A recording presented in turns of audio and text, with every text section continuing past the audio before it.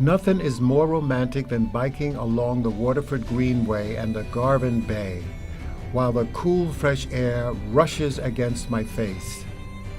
The green is beautifully manicured, and the trail is 22 miles of flats. You know, when I think of Ireland, I think of the green rolling hills. Waterford Greenway is spectacular. It's for cycling and walking the trails along the old railway line. I am so delighted to be here with Niall Gibbons, and he is the CEO, imagine that, of Irish tourism. And it is just, Ireland is an amazing place. I mean, it's a place of greenery, great food. We were here for a food event, and the food was sensational. We had 3 chefs that came in from Ireland, and they prepared, I think, one of the best dishes I've ever had. And Ireland is amazing. So talk about this whole thing of food. You're always talking about food and Guinness, and you know, Ireland is a happy place. Well, it is, and it's great to be here in New York, by the way. This is a happy place this week because it's St. Patrick's Week, and we're delighted to be here. Never a better time to be Irish in New York than St. Patrick's Week. And thank you for the warm welcome. It was great to be here. We had a wonderful event here in downtown Manhattan, celebrating all things food and Irish. We had 3 of our top chefs over, Clodagh McKenna. Amazing. An amazing lady. Does so much work for Ireland on the international stage from the food perspective. We had Darina Allen, who was a food legend, first started coming out to the United States 30 years ago, blazed a trail, and still continues to blaze a trail, by the way. And Noel McMeel came over from Fermanagh, and part of the great story about Tourism Ireland is that we promote the island of Ireland, so great to have Northern Ireland working with us as well on the food scene. But I came across, it was actually in New York a couple of years ago, meeting the good people down in Condé Nast, a big survey they did of their international customers on the whole food experience and tourism. And there's a line that stuck out in my head, and I used it today, that food is the new currency of tourism. And that's a line that's really resonated with me because it speaks to everything that we're trying to achieve in Irish tourism at the moment.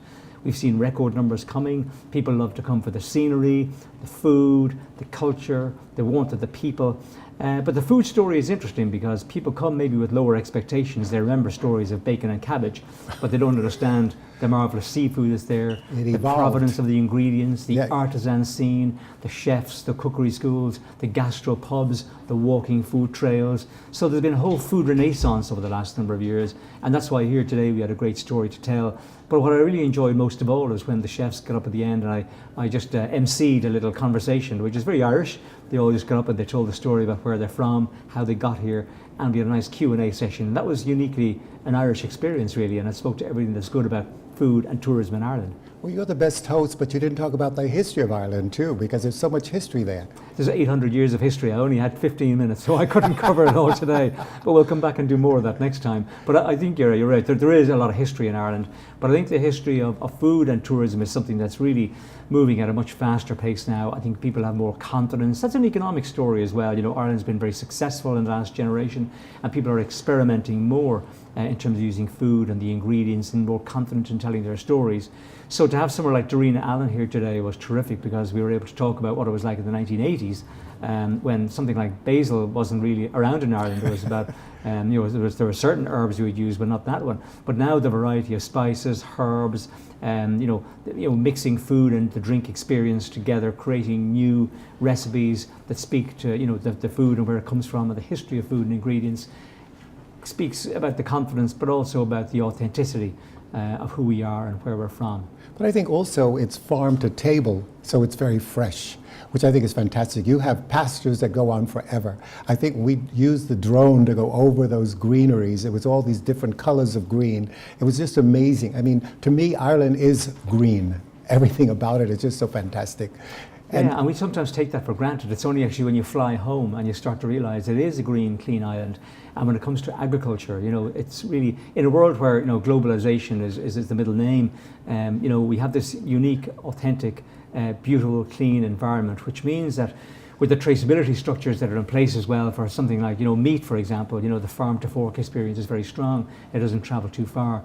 grass-fed beef, which is quite unique, so to speak, in the world Amazing. today. You know, the butter that we have, you know, and a lot of the ingredients that go into the food that we produce haven't travelled too far. And a lot of people are capitalising on that now as well. In some of our beautiful places like Brook Lodge in County Wicklow, I was at a harvest festival recently where they celebrated all the people, about 20 of the suppliers who supply all the ingredients for the various meals that they make, and they had a celebration for all those farmers and a harvest festival and dinner for them. I thought that was lovely because it spoke to, you know, who we are, celebrating the people that, you know, supply the ingredients that make the food that gives us what we eat on the table.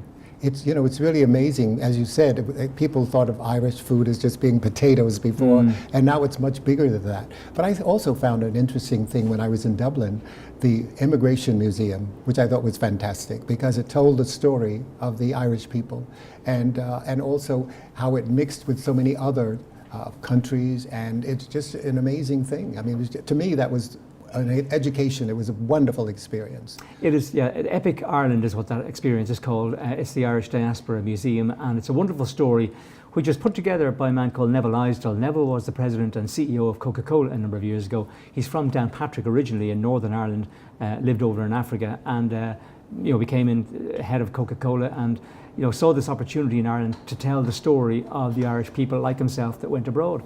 And there are 70 million people in the Irish family abroad. There's about 34 million in this country. There's about 5 million in Britain, 5 million in Canada, millions in Australia, New Zealand, countries all over the world.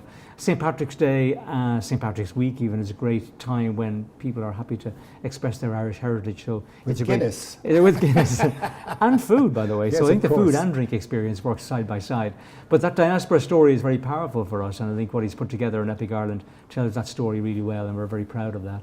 That is so wonderful. I love it. I mean, you know, that was my second time back, and I was in Kinsale and Cork, and of course I was in Dublin. And also I have a friend in Dublin who owns the Pamela Blake, I think that's the name of the shop, and he came over and had breakfast with me, and I thought this is really terrific, even though I didn't have much time. But it was really, you know, talk about friendship. It's over the ocean, over the sea, over the pond, whatever they call it, and you have friends everywhere around the world, and I think it's fantastic and friendly. Unbelievable. The Irish people are so friendly, and it's just really great. It's a great experience going there, seeing all the history, going through the manor houses, which are absolutely exquisite, the rivers, but you also have seafood because you're surrounded by water.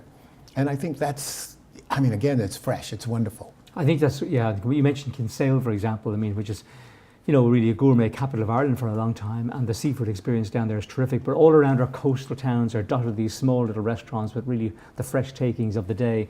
And again, perhaps at home we take that for granted, but I think for the overseas visitor, it's an experience that you won't get in a lot of countries. It's really terrific. But I'm glad you mentioned the compact size of Dublin. I mean, I'm from Dublin myself originally, and you know, it is a unique sort of place because it is the place where you can bump into anybody at any time.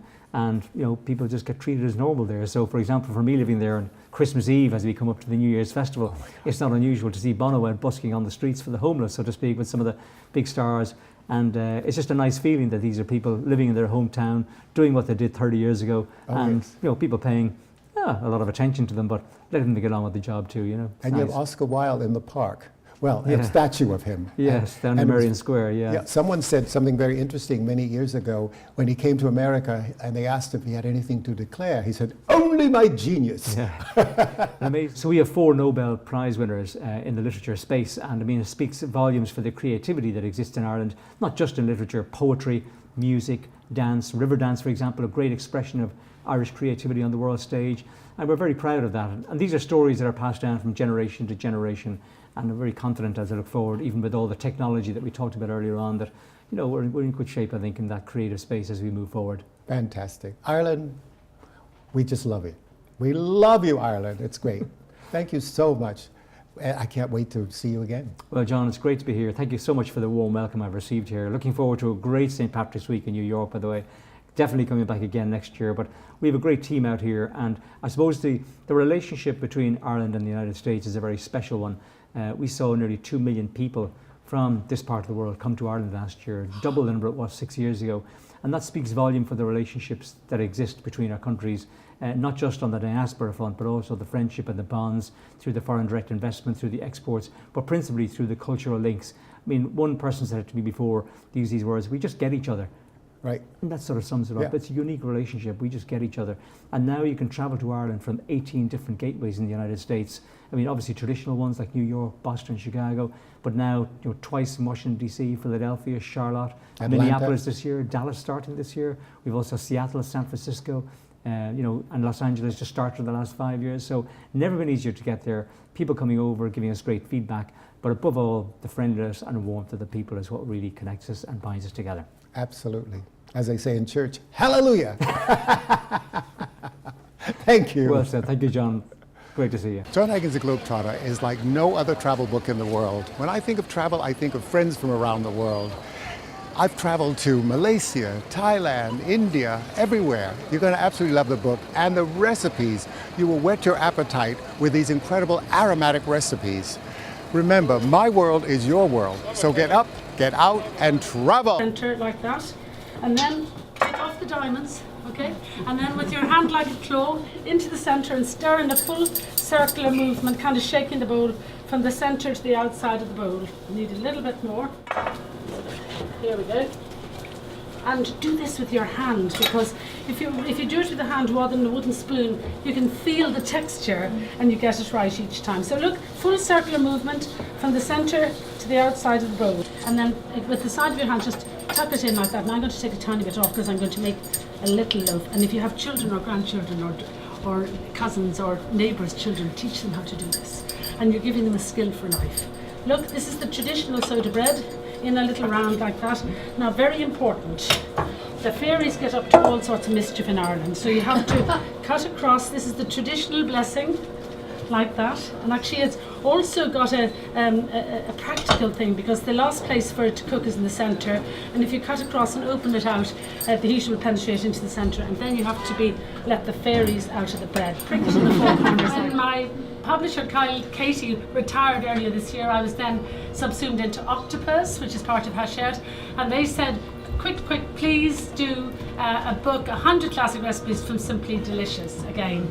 And it's sort of, so basically we did it in re-photographed the whole book, picked 100 recipes, which was very difficult from that number of Simply Delicious books, and got it into the shops. And there's such a nostalgic thing about this. Yeah. People just ringing me up and said, I lent my copy of Simply Delicious to my friend or whatever, and they never gave it back to me. This is my 6th cookery book, Clodagh Suppers, which I'm launching this week in New York. That I've got a half a cup of super fine sugar. This is a half a cup, isn't it? Yeah. So we don't use cup measurements in Ireland or the UK, so that's, I'm kind of guessing. That needs to be whisked together. This is a fantastic make-ahead. So for example, if somebody wanted to do it on St. Patrick's Day, this is something that they could get made on a Friday, or that they could get made on a Saturday. And you want to whisk it together until all of the sugar is completely combined into the egg yolk. Obviously do it with electrical beater as well, might be easier. So when you're putting in the mascarpone, well, you have to be just a little bit careful about not over whisking it. If you over whisk this into it, it'll get too liquidy, because the more you beat the mascarpone, it just turns into kind of a running cream. So you just want to do it gently. You're really kind of folding it in. So do like a couple of turns on the whisk, turn it out, and then just do the rest with the spatula. And over here, water and sugar until the sugar gets dissolved, and then you add in the butter to make a lovely kind of toffee, and then you add in cream, lovely good Irish cream. Hey, it's St. Patrick's. Now the Guinness goes in here. There's already some Guinness that's been in here that's cooked with it. Caramel flavours, and the bitterness is really good as well against the kind of the quite sweetness of all of the rest of it. I'm going to whisk that up. And then that gets, I'm going to top it off then with some cacao.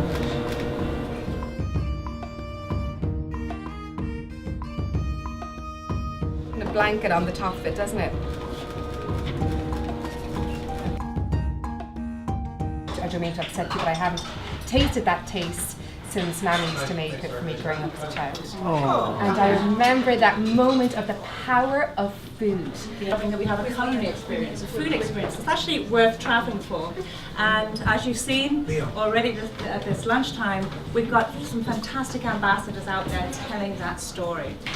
It's not all about Michelin star restaurants. We want to ensure that everybody has a great experience, whether they're in a B&B, a pub, or a top restaurant, and everything in between. And I'd like to thank Clodagh and Darina and Noel for joining us today. These are great ambassadors for us, telling the story of food. And the food story is growing and growing, and it's getting so big now that we've got a big program called Taste the Island, which is going to be launched later on this year. Today we're going to have fresh Irish salmon.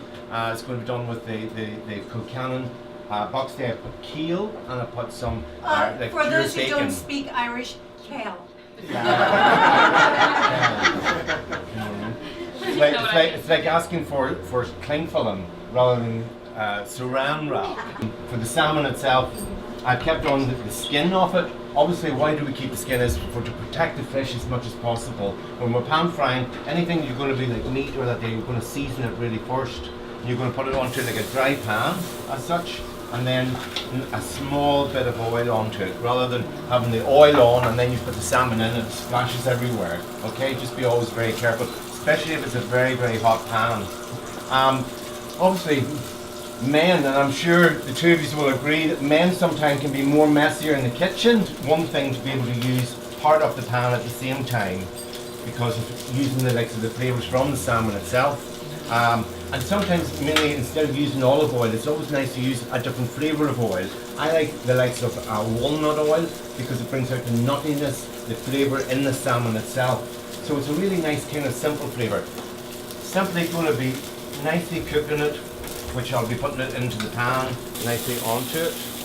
And then cream sauce, white wine cream sauce, basil, fresh herbs only added into the last minute. If you're ever at home and you're doing it like a cream sauce, only add your herbs. It's only they're only going to get that amount of flavour.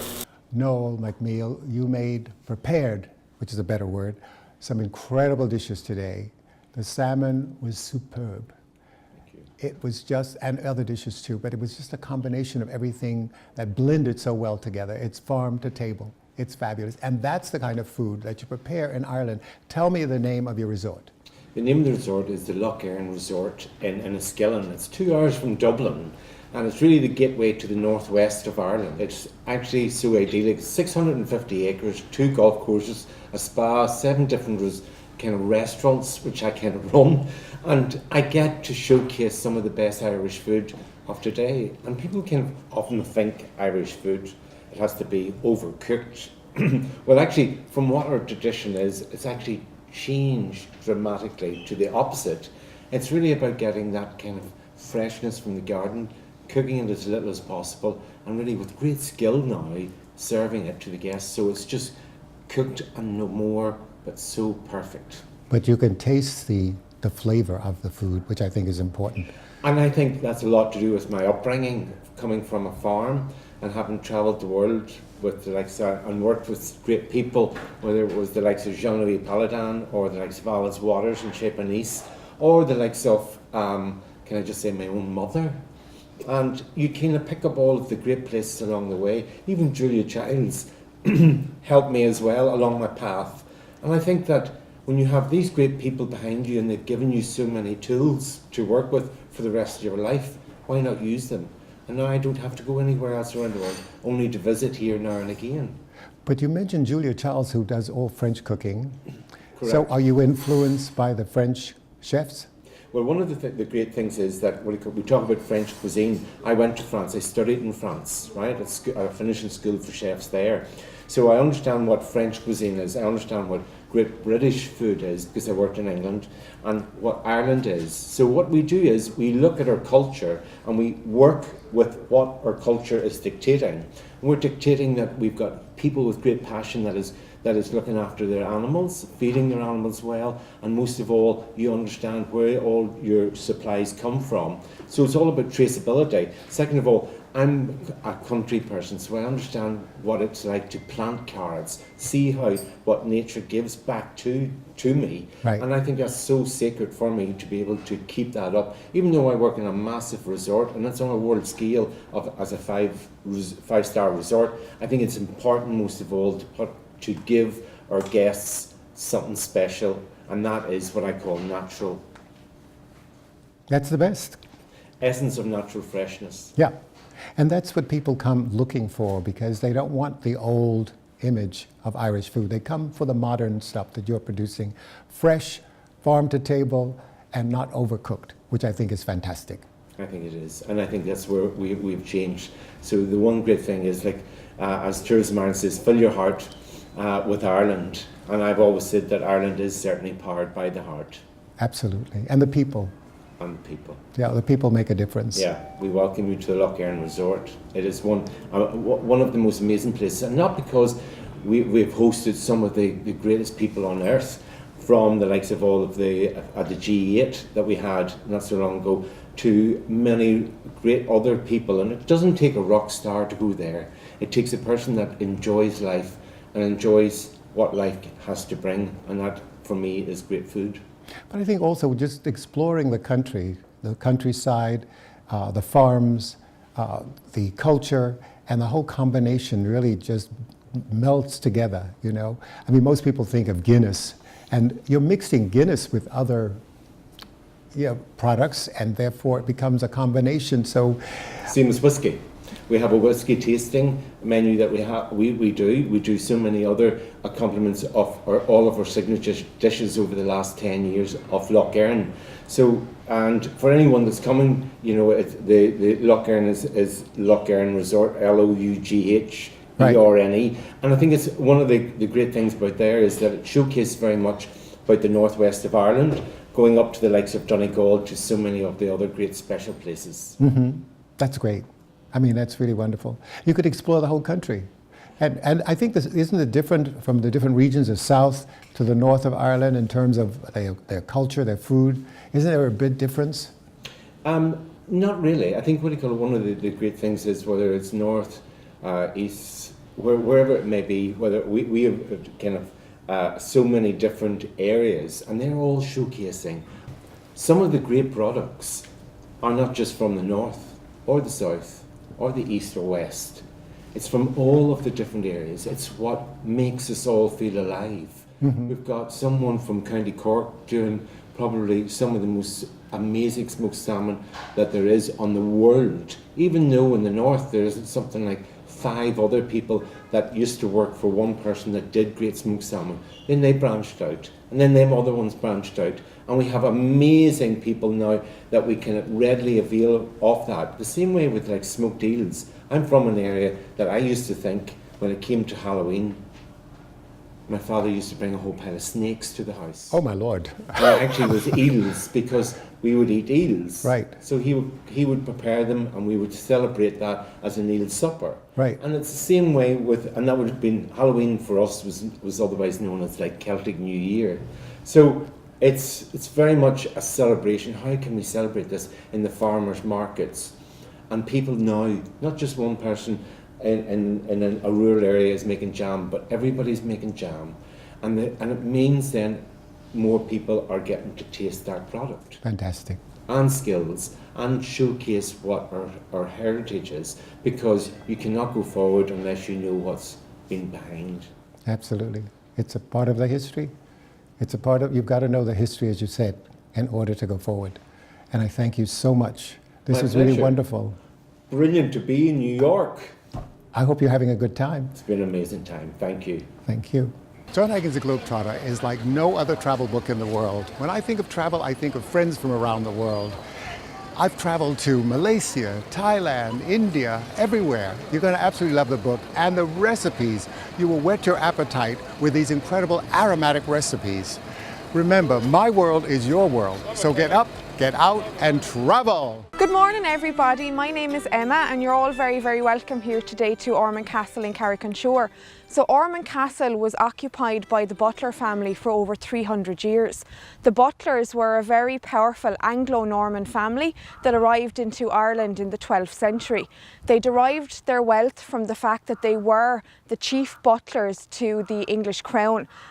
That came with the entitlement to 10% of all the wine that broke bulk here in Ireland. At their height, the family controlled over 300,000 acres of land. Their titles, they were Earls, Marquises and Dukes of Ormond. Ormond comes from an Irish word, Orvoen, meaning East Munster. The castle here at Carrick-on-Shore was built in 3 separate stages. The original castle at the back is from the 1300s.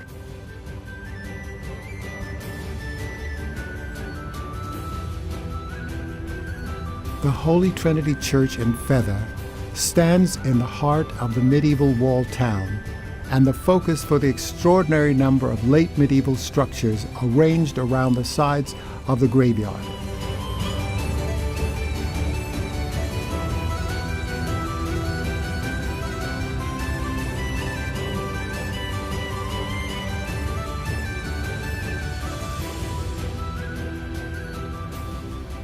The Normans came and built the town, and the wall kept the Irish out.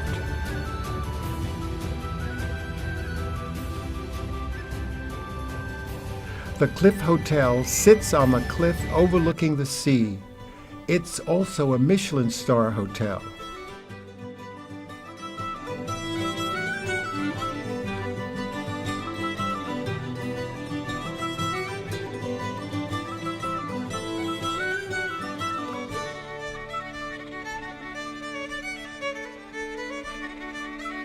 Nothing is more romantic than biking along the Waterford Greenway and the Garvin Bay, while the cool fresh air rushes against my face.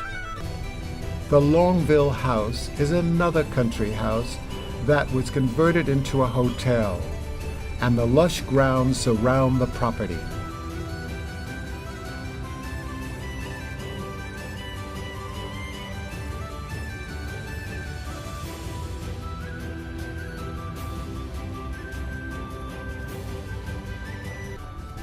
The Lismore Castle and Gardens is spectacular, and it has a canopy of trees.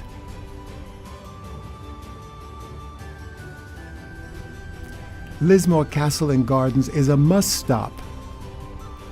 You can rent the castle for a stay or a special occasion. I'm Maurice Maloney. I'm working here in Coolmore Stud in Ireland. This is a public stud farm where we stand quite a number of stallions. The preeminent stallion being Galileo. We're a worldwide organisation. We also have a stud farm in America, in Lexington in Kentucky, and we have a stud farm in Australia, in the Hunter Valley, in Scone in the Hunter Valley, in New South Wales. Worldwide, we would stand close on 60 thoroughbred stallions, and we're producing some of the best bloodstock in the world under the Coolmore banner.